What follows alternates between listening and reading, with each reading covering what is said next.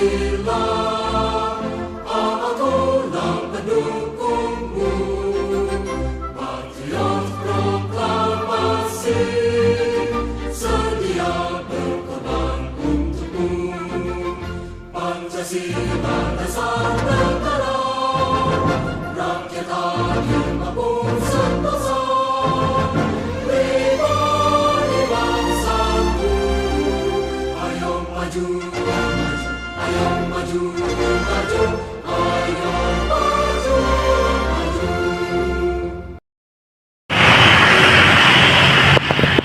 Selamat pagi, saya Sabrina Al-Karim dan saat ini saya akan melakukan wawancara untuk tugas kuliah lapangan mengenai demokrasi sistem pemilihan langsung di Indonesia.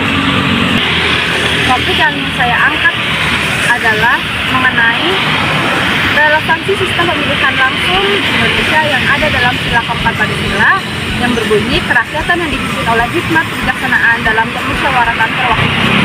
Saya ingin mendengar bagaimana pandangan dan pengalaman narasumber, apakah sistem pemilihan langsung yang kita gunakan saat ini masih sejalan dengan nilai-nilai musyawarah dan mufakat yang ada di dalam Pancasila. A few moments later.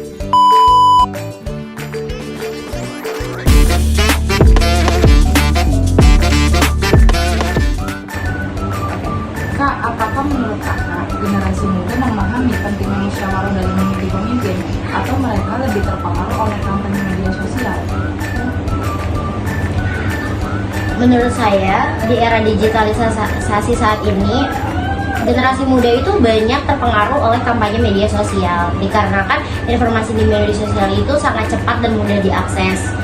Terus namun itu bukan berarti generasi muda itu tidak merasa penting untuk memilih pemimpin dengan cara musyawarah gitu. Karena kan kalau dilihat dari postingan-postingan media sosial itu tuh banyak informasi-informasi yang memang hanya potongan-potongan saja gitu, dan lebih banyak juga opini pribadi yang tersampaikan di sana gitu. Jadi menurut saya memang masih banyak generasi muda kok yang berpikiran penting loh dalam memilih pemimpin itu dengan cara musyawarah seperti itu. Jadi lebih baik dibantu generasi muda itu dengan cara memberi pengetahuan dan pemahaman terhadap politik dan sangat memberikan pemahaman terkait nilai-nilai demokratis dan musyawarah agar mereka bisa lebih bijak dalam memilih pemimpin yang tidak berpatok dari informasi-informasi yang tersedia di media sosial seperti itu. A few moments later.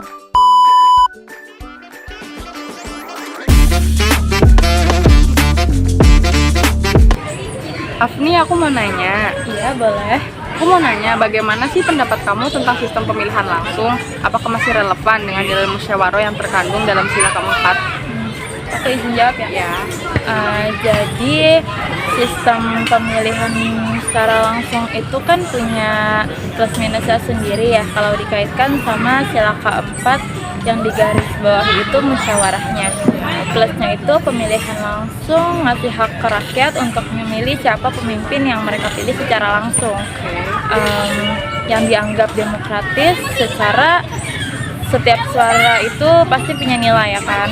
Minusnya kayak politik dijadikan ajang popularitas, di mana para voter lebih fokus sama citra kandidat dibanding kualitas kandidat itu sendiri yang jauh dari konsep musyawarah mufakat.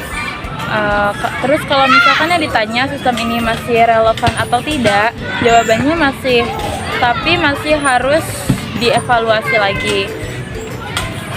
Sekian sih jawaban dari aku, kurang lebihnya mohon maaf ya Kak. Makasih ya. Iya, sama-sama. A few moments later. Selamat malam. Ya, selamat malam. Boleh Bapak berkenalan terlebih dahulu? Ya, terima kasih. Kenalin, saya Bambang Rianto, saya sebagai profesional di bidang engineer building. Saat ini masih bekerja di salah satu building di salah satu retail di Indonesia.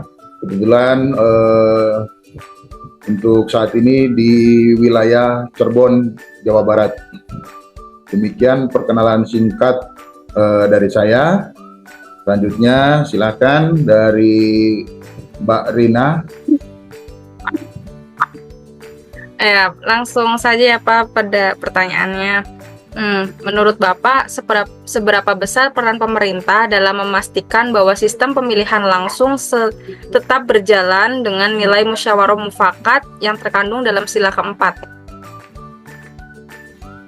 Baik, pemilihan umum dan demokrasi, ketika membicarakan pemilu, maka harus berangkat dari uraian mengenai apa arti penting dari konsep demokrasi itu.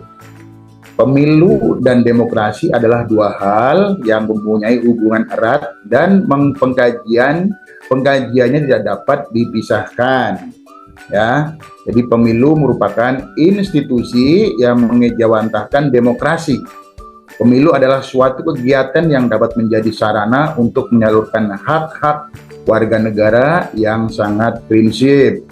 Keharusan pemerintah menjamin penyelenggaraan kedaulatan rakyat tersebut di dalam Undang-Undang Dasar 1945 telah mengamanatkan bahwa negara harus memenuhi hak-hak warga negara, antara lain hak untuk berpolitik warga negara, khususnya hak pilih dan hak memilih setiap warga negara Indonesia. Artinya, hal ini menegaskan bahwa segala bentuk peraturan perundang-undangan yang mengatur tentang pemilu seharusnya membuka ruang yang seluas-luasnya bagi setiap warga negara untuk bisa menggunakan hak pilihnya dalam pemilu. Yang terkandung, ini kan hubungannya dengan sila keempat dalam Pancasila ya. Pokok yang terkandung dalam sila keempat Pancasila. Ya, Pancasila terdiri atas 5 sila yang pada hakikatnya merupakan suatu sistem sebagai suatu sistem.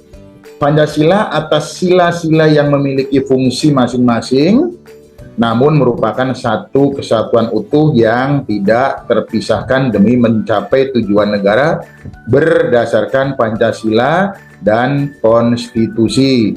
Ya, biar Derina memahami terkait sila keempat Pancasila yang berhubungan dengan undang-undang dengan pemilu ya. Jika dikaji berdasarkan arti dari musyawarah dan mufakat di dalam pengambilan keputusan, pelaksanaan pemilihan kepala daerah yang dilakukan secara langsung tidak sesuai dengan nilai-nilai yang terdapat dalam demokrasi Pancasila yang mengedepankan musyawarah mufakat. Hal ini dapat dimaknai bahwa terdapat ketidaksesuaian antara aturan-aturan normatif terkait pemilu kepala daerah baik yang terdapat dalam Undang-Undang Dasar 1945 maupun peraturan perundang-undangan yang lebih rendah dengan tatanan filosofisnya, yaitu Pancasila sebagai dasar negara dalam praktisnya. Jika pemilihan kepala daerah dilakukan oleh lembaga perwakilan rakyat akan lebih efektif dan efisien, mengingat luasnya wilayah Indonesia sehingga akan mempersingkat waktu dan biaya dapat ditekan. Jadi tidak ada pemborosan biaya ya, kurang lebih seperti itu. Nah terus selain itu, apabila dikaitkan dengan kondisi politik di negara Indonesia saat ini, pemilihan kepala daerah secara langsung memiliki jumlah kelemahan ya, sehingga tidak menguntungkan bagi demokrasi Indonesia.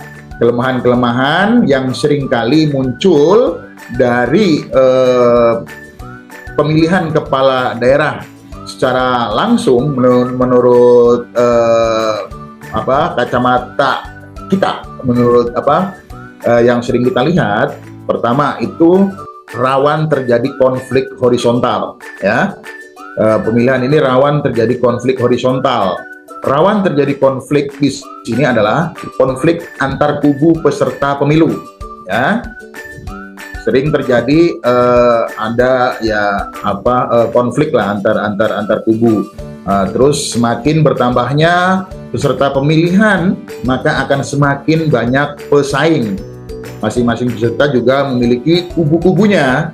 Data dari Kementerian Dalam Negeri sampai dengan kurang lebih tahun 2013 itu terdapat kurang lebih 50 korban jiwa kerusuhan akibat pemilihan kepala daerah, ya, yang tentunya disebabkan karena ketidakpuasan dari masing-masing kubu peserta terhadap hasil pemilihan kepala daerah di seluruh Indonesia. Jadi terkait ini juga cukup riskan untuk masalah rawan terjadinya konflik.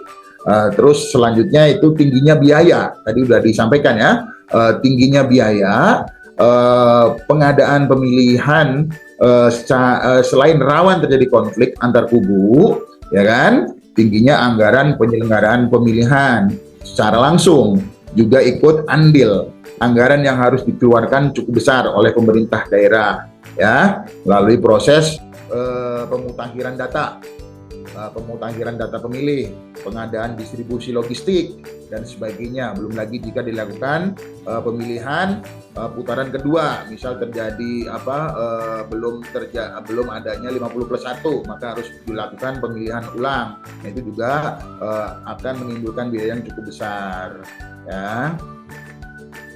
Terus yang lebih masif lagi itu rawan terjadinya praktik praktik politik atau politik uang, money politik, ya. Terjadinya politik uang umumnya pada proses penjaringan dan penetapan calon, ya. Pelanggaran praktik politik uang ini sudah diatur sebenarnya sih di dalam Undang-Undang Nomor 8 ya, Nomor 8 tahun 2012 tentang pemilihan umum anggota DPR, DPD dan DPRD. Itu kurang lebih seperti itu, Derina. Ya, ada yang mau ditanya lagi? Cukup Ya. ya. Terima kasih atas waktunya, Pak. Kesimpulannya adalah konstitusi, ya, konstitusi Indonesia telah mengatur bahwa kedaulatan rakyat,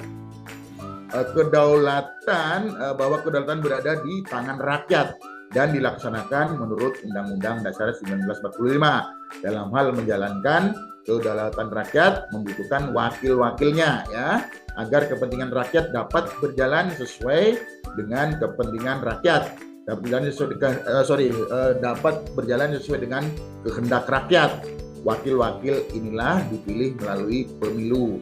Oleh karena itu, pemilu harus diselenggarakan sebagai perwujudan dari pemaknaan sila keempat Pancasila yang mengedepankan calon wakil-wakil rakyat yang jujur, adil, bijaksana,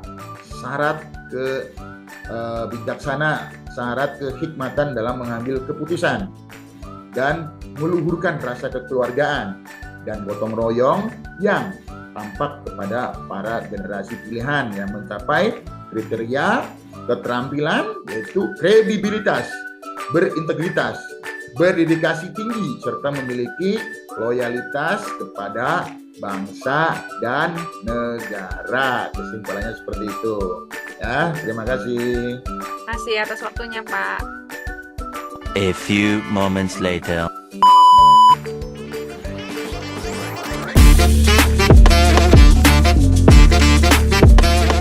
Bagaimana pengalaman Ibu saat mengikuti pemilu? Apakah Ibu merasa ada kesempatan untuk berdiskusi dan bermusyawarah sebelum memilih? Iya, sebenarnya kalau jadi pengalaman sama aja sih ya, kayak pengalaman pemilu sebelum-sebelumnya. Yang lebih serunya di pemilu kemarin itu ada satu paslon yang dari awal pendaftaran sampai pemilu tuh kan ada beberapa case yang harus diselesaikan. Yang lebih chaosnya itu ada beberapa TPS yang dipangkas juga dari KPU daerah. Jadi ada beberapa RT yang digabungin. Nah, alhamdulillahnya masih terpercaya jadi ketua KPPS, jadi masih bisa ngatur di kelurahan, ke kecamatan gitu aja sih.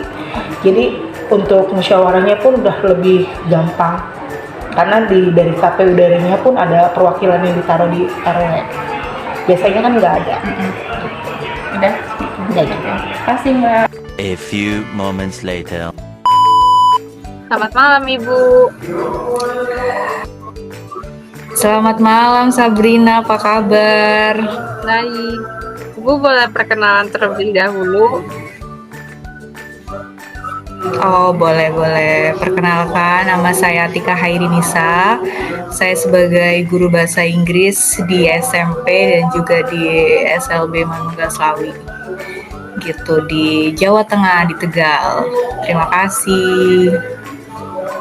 Ada satu pertanyaan untuk Ibu. Langsung aja ya. Iya, apa itu? Bagaimana pengalaman Ibu saat mengikuti pemilu? Apakah Ibu merasa ada kesempatan untuk berdiskusi atau bermusyawarah sebelum memilih? Oke, terima kasih.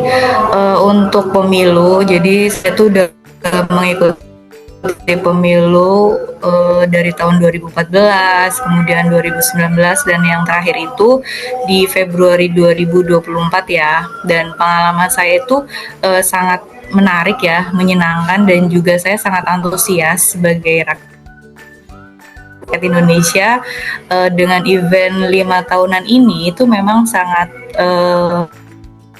baik juga,